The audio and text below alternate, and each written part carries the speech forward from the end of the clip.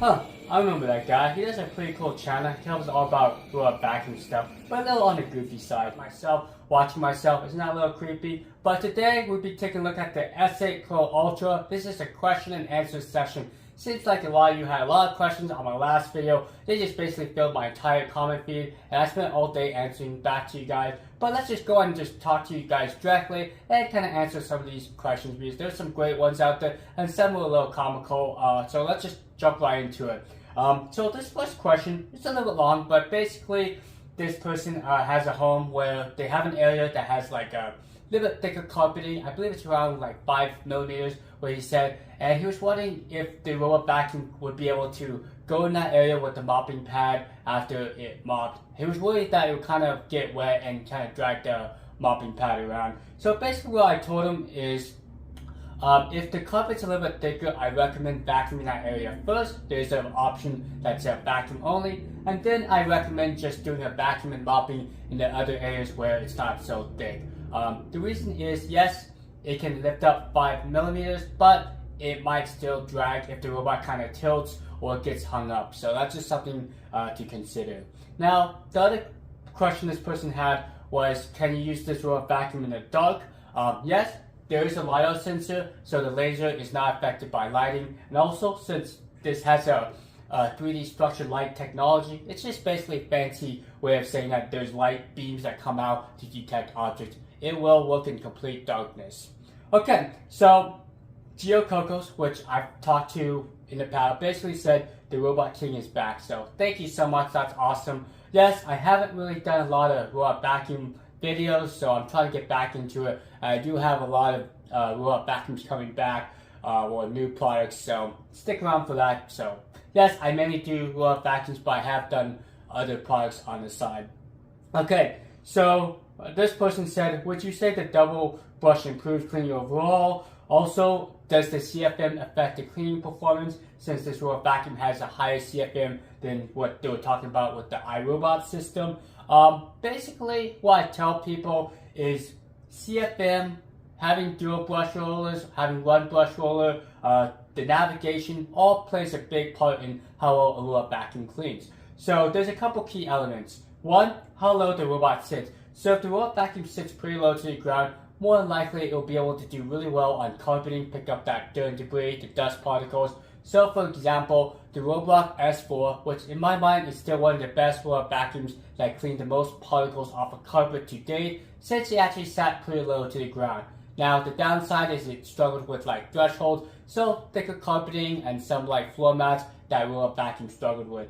Now, having a dual brush roller system, which is found on this model, it helps. It definitely helps with larger debris. So if you have like maybe dog food on the ground or maybe some Cheerio chips, that does help. Now keep in mind you have 2 brush rollers to clean, but if they're all rubber brush like on this model, they're pretty easy to clean up the brush hair. Now, you talked about CFM. Yes, this model has about 6,000 pascals of suction, and I'm not sure what the CFM is. I'm pretty sure it's around 20 to about 25. That's the norm with these robot vacuums. That will help with the cleaning performance. It will allow it to pick up more dust in one go around. But granted, the iRobot system was a pretty good system, despite having a lot lower CFM than what their competitors are. Okay, sorry that was a little bit of a handful, but that was a pretty long question. Alright, let's go and just scroll down here. This person said, wow, really impressed with the optical avoidance with the cups on the floor. So yes, I actually did 2 shots of that video. I did one where the robot vacuum was going from the dock to the target location, and in that scenario the robot vacuum really didn't know where the obstacles were, so I kind of demonstrated how the robot vacuum kind of had to figure out where it was going. And then the shot that I actually had in that video was where the robot vacuum going back to the docking station. So yes, once the robot vacuum learned its scenarios, it really effectively went back and was able to kind of navigate without kind of stopping. So yes, this robot vacuum does have one of the best navigations out there. Alright, let's go and scroll down here. Maybe I missed it, but can you program the app with the mop drawn when the robot finished and empty, then perform a mopping and vacuum with the rollers drawn? So in a nutshell, how this works is, if you are mopping, by default the robot vacuum will lift up this mopping pad where it detects carpet and if it's just vacuuming, it will just boost up the suction. Now, there is an option to disable that, so it keeps the mopping pad drawn, down all the way, all the time. So unfortunately, there's no way to avoid carpets while mopping. I think there was European versions that had that. Another thing is, you can set like different vacuum scenarios. Like if you want to just vacuum only, you can do a mop vacuum, or you can just do a mop only. Those are the 3 modes, which you can schedule individually by area or by room. Okay, let's go and scroll down here. Eagle Striker said, to me it looks like the S7 Max V is better with the extra tech. I'll wait for the comparison test here. The double brush and Rise technology is much more of an improvement. Okay, so basically what I'm saying is this one does not have the front-facing camera, which was found on last year's model, the S7 Max V. So with the lack of a front-facing camera, you're not going to have the live video feed. Also, this robot vacuum will not detect different floor types, for example, hardwood floors, tiling, which last year model can, but this robot vacuum still can detect where your carpets are.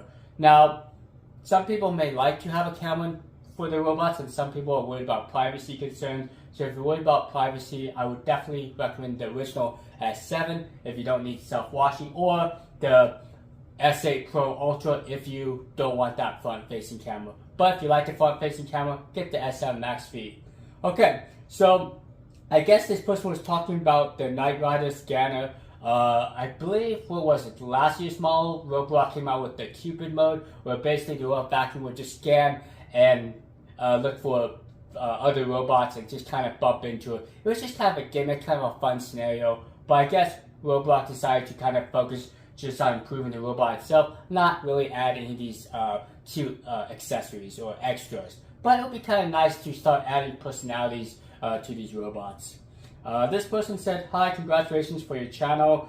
I hope you'll find the new Hobot EGD8 with its Lulu wash base. Yeah, I'll check out that model, but usually I just have the companies come to me, and if I find that this product's interesting, I'll put it on my channel. But I haven't reviewed the Ligi in a while. I think I had like a Hobot P8, but I'm not sure if that's the same company. But we'll see. Maybe they will reach out to me. Let's see. Is there any difference in the reactive AI settings? Also, how do these two brushes handle hair tangle? Alright, so I have tested quite a few vacuums that have the all-lower brush design, and just from my personal experience, this is the best brush design for long hair because it's really easy to remove the hair. With any brush out there, whether it be bristles, combination style, or all-lower brush design, you still have to routinely remove the hair, and some are a little bit harder where it requires a cleaning tool or cutting tool, but with all-lower brush designs, they're really easy just to pull off with your fingers. You don't require any tools. Also, the ends are removable, so it makes it a little bit easier. Now, keep in mind, this model has 2 brush rollers, so it does require both brushes to be maintained. So it's a little bit more work than just having a single one. Alright, so does this have a remote two-way microphone and a remote camera mode? So the short answer is no. Since this does not have a front-facing camera, there is no onboard microphone on this unit. If you want that feature, look at like the Omni X1 from Ecovacs or last year's Roborock model, the S7 Max V.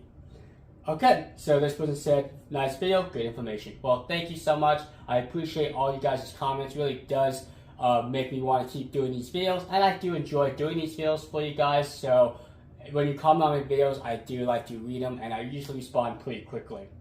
Alright, so how about picking from the edges? Is there some improvements? So, from my experience, this robot vacuum is using the older style, all bristle design side brush. So, just from my experience, it's on par with those robot vacuums that have those types of side brushes. Me personally, I wish Roborock stuck with the all silicone side brush. They seem a little bit more durable. Just from my few days of testing so far, my side brush is starting to deform a little bit. But in terms of cleaning edges, corners, this robot vacuum does pretty good. There is a sensor, and it gets pretty close to those baseboards. Alright, any new features for the voice control? So basically, these robot vacuums do work, I believe, with Siri and the Amazon voice assistants. So with that being said, I haven't noticed any new features. You can start and stop a cleaning job, tell the robot to go to a docking station and clean a specific room. So I haven't seen any changes there. Alright, did they remove the LED light from the S7? Yes, so let me just show you that. So if you recall from the last year's model, there was like this little light ring here that was multicolored. They did remove this because technically this is a different variation. This is the Pro model, not the Max V model. So with the Max V, it did have that colored strip light there. So yes, it's a little confusing, but it just has your standard 3 buttons, and these buttons do light up. Alright, let's keep going. I think we're almost down to the end here. There was a lot of comments to go through. This gal, basically I've talked to her a lot as well. Is it worth upgrading? I own the S7 Max V and I also have the dryer unit. So with that being said, I would say that I would keep the S7 Max V just because it still has that front facing camera, and despite not having the increased suction, also the dual brush roller, I think the S7 Max V is still one of the best cleaners out there, especially if you have to roll vacuum clean 2 or 3 times within that area. So keep your roller vacuum, you don't really need to upgrade. Wish it wasn't so expensive. Yeah, I know, these roller vacuums have gotten up there, but they do a lot. They self-clean, self-wash, they self-empty, they dry their mopping pad, and they really do make it pretty convenient to just push a button, walk away, do your thing, and come home to a nice clean home. So if you value that, I definitely recommend a higher end model. But you know, of course you can get the same performance on lower end models, but you just won't have all those extra convenient features. One of my personal favorites is the S5 Max from Roborock. Also, I prefer like the i3 from iRobot that has a good self-cleaning system or self-emptying system. Another model I personally like is like the EcoVac series. There's like the 960, which is a little bit older model, but still did a pretty good job at cleaning. Okay, so useful later. Okay, yes, I hope they were talking about me because I'm a very useful person, I think. Alright, so hey Remote Masters, did the person tell me that the reactive 3D on the S8 Pro is not black and white and has been arguing with me. So basically, the camera system, there is no camera system. So if you have the camera system on the S7 Max V, it is color. So that's just something, I think that's what that question was. I'm not sure. Alright, so this is the last comment. We're down to the bottom here. This person said, where the hell is the water tank? What happened in case you have a problem with it? And how to clean the water tank, or the robot's water tank. Also, why is the mopping plate not removable? Alright, so basically, he had some concerns about the mopping plate. On older models, you would be able to just squeeze on the side here and remove this mopping plate. Unfortunately, with this model, you cannot do that. So I guess if it does happen to have an issue, you would have to send it back. Also, the water tank on other models where it's removable, you can see that little cutout there, but with this model, you cannot. So yes, there is some concerns about it. I don't know the durability of this. We'll see how long this model lasts. But hopefully, Roborock made sure that these components are durable enough to last the entire lifetime of the robot. But yes, that is a concern, and unfortunately you cannot clean this compartment. You cannot take it out and wash it by hand. Alright, well, I think we're down to the end of the comment sections. If you have any more comments, let me know down in the comments section, and I'll be more than happy to answer that for you. I really do appreciate you guys watching these videos. Hope you guys have a great rest of your day, and stick around because I do have some new products coming down the pipeline, and new EcoVacs, and some new unique vacuums that have self-emptying and self-washing as well. Alright, see you later. Have a great rest of your week or weekend.